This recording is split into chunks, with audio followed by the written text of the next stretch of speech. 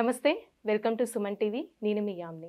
ప్రస్తుతం మనతో ఉన్నారు ప్రముఖ ఆధ్యాత్మికవేత్త, ఆస్ట్రాలజిస్ట్ డాక్టర్ శ్రీమతి కోనాల భాగ్యలక్ష్మి రెడ్డి గారు ఉన్నారు. వారితో మాట్లాడదాం. నమస్తే అమ్మా. నమస్తే అమ్మా. అమ్మ, ఇప్పుడు ఎక్కువగా లక్ష్మీ కటాక్షం కోసం లవంగాలతో ఇలా రెమెడీస్ అనేది చేస్తున్నారు కదా, ఇంకా ఇతర వస్తువులతో ఏమైనా చేయొచ్చా? తప్పనిసరిగానమ్మా. లక్ష్మీం క్షీర సముద్ర రాజతనయాం శ్రీరంగధామేశ్వరీం దాసీభూత సమస్త దేవవనితాం లోకైక దీపాంకురాం శ్రీమన్మంద కటాక్షలబ్ధ విభౌ బ్రహ్మేంద్ర గంగాధరాం త్రాం త్రైలోక్య కుటుంబినీం సరసిజాం వందే ముకుంద ప్రియం శుద్ధలక్ష్మి మోక్షలక్ష్మి జయలక్ష్మి సరస్వతి సుప్రసన్న మమ సర్వదా అని దండం పెట్టని వాళ్ళు ఎవరైనా ఉన్నారా మన ఆడవాళ్ళు? లేరు కదా. ఎందుకని అంటే అమ్మవారు మనల్ని అనుగ్రహించాలి.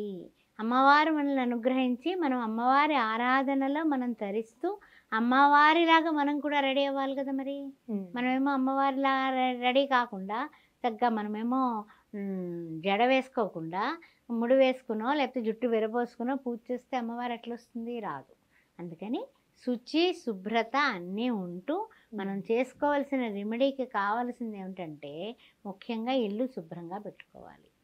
రెండేంటంటే శ్రీ మహాలక్ష్మి ఆరాధన ప్రతి శుక్రవారం నాడు చేసుకోవాలి. ఇందువల్ల శుక్రగ్రహానికి అధిష్టాన దేవత మహాలక్ష్మీదేవి.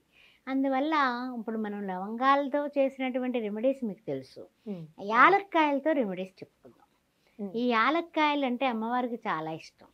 ఎందువల్ల అంటే తాంబూల పూరిత ముఖ మృణాలి అని అంటూ ఉంటాం అమ్మవారిని. ఏంటి? లలితా సహస్రనామంలో. అంటే తాంబూలం వేసుకునే అలవాటు ఉంది కాబట్టి ఆ ఇలాచీతో కూడినటువంటి తాంబూలం అంటే అమ్మవారికి చాలా ఇష్టం అట.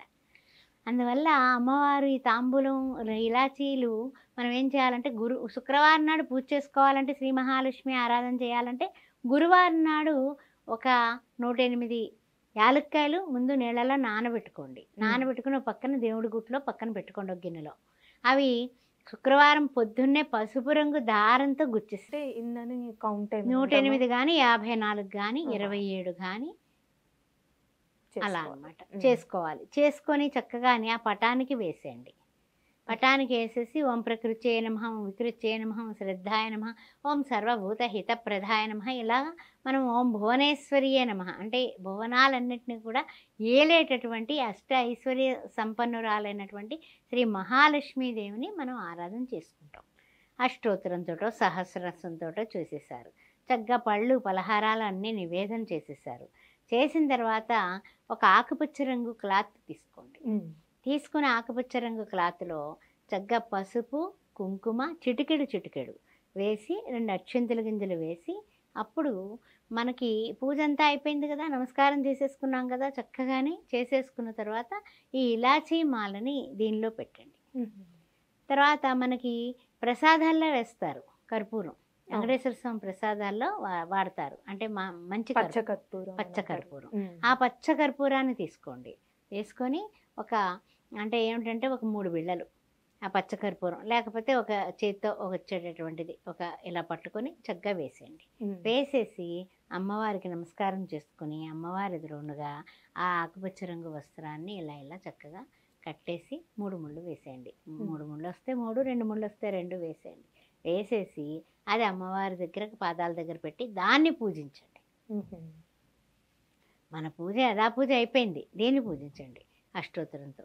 ఓం ప్రకృత్యై నమః, ఓం వికృత్యై నమః, ఓం శ్రద్ధాయ నమః, ఓం సర్వభూత హితప్రదాయ నమః, ఓం శ్రీ మహాలక్ష్మీ దేవ్యే నమః, ఓం హేమమాలిన్యే నమః, ఓం శ్రియాయే నమః, ఓం విష్ణు వక్షస్థల స్థితాయ నమః.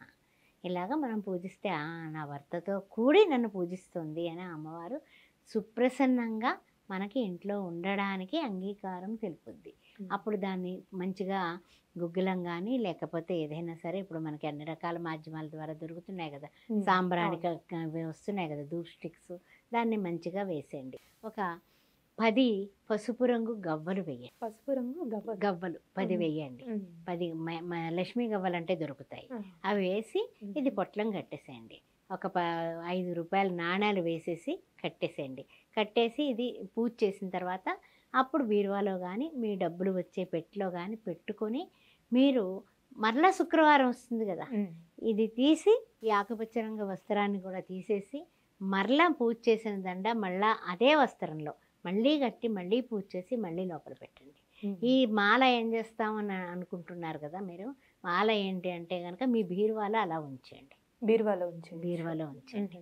ఎందుకంటే ముద్దార్తక మంచి పచ్చకర్పూరము ఈ యొక్క ఇది ఎక్కడైతే ఉంటాయో లక్ష్మీదేవి మీ ఇంట్లోంచి వెళ్ళదు. అలాగా 6 వారాలు చేయండి, శుక్రవారాలు 6 వారాలు చేయండి. మధ్యలో ఆడవాళ్ళకి ఆటంకాలు వస్తే ఆపేసి మరలా తరువాత వారం మళ్ళీ లెక్క పెట్టుకోండి. అలా చేసుకుంటే మీకు శ్రీ మహాలక్ష్మి కటాక్షం తప్పనిసరిగా ఉంటుంది. ఇవి ఏం చేస్తారంటే కనుక మీ ఆయన పర్సులో కానీ, మీ ఆయన పర్సులో ఒక వారం దండ బీరువాలో ఉంచుతాం. ఒక వారం దండ డబ్బులు పెట్టుకుని ఇప్పుడు ఏదైనా బిజినెస్ ఉంటుంది ఆ పెట్టిలో పెట్టుకుంటాం. ఒక వారం ఉట్నే అస్తమానం ఒక డబ్బాలో డబ్బులు వేసుకుని తీసుకుంటూ ఉంటాం కదా, దాంట్లో పెడతాం. అలాగా మీరు ఈ 6 దండలు కూడా మీ ఇంట్లోనే మీరు ఉపయోగించుకోండి.